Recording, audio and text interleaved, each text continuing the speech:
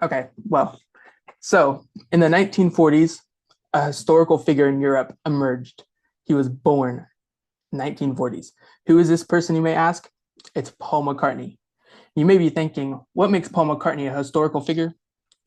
There's multiple things that make him a historical figure, such as which is his significant impact on music and the culture of his time. He was one of the founding members of the Beatles who revolutionized popular music in the 1960s and helped ignite, ignite the British invasion of American music.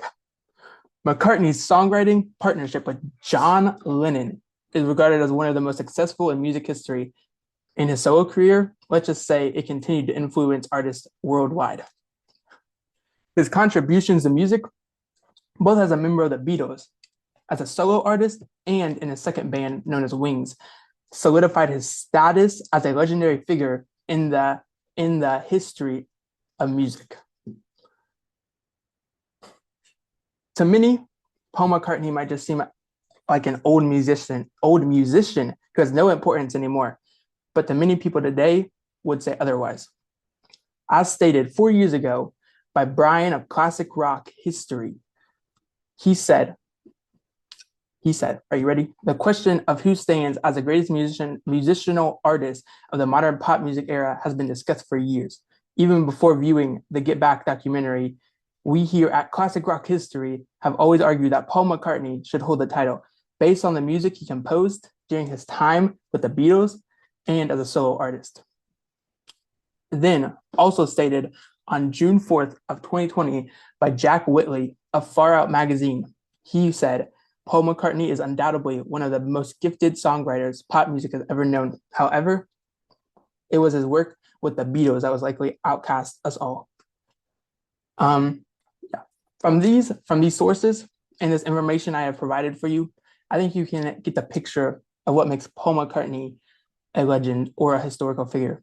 To many people's opinions and from facts, he's one of the greatest songwriters / singers of all time.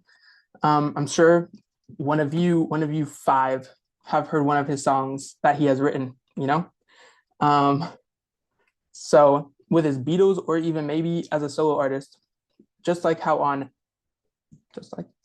June 19th of 2020, Chris Willman of Variety published his list of top 80 songs written by Paul McCartney. With this list he wrote, he picked Yesterday as being the number 2 song on his list, which is probably one of the most popular songs ever written, as stated by BBC articles. The song Yesterday by the Beatles has been covered by 2,200 people, making it the most covered song in history. According to them, it has been performed over 7 million times in the 20th century alone. That's crazy. I'm sure most of you haven't done something 7 million times. You might be close, but you haven't reached that goal yet. The song was covered by many other famous people, such as Elvis Presley. You may know him, died of a heart attack, and Marvin Gaye.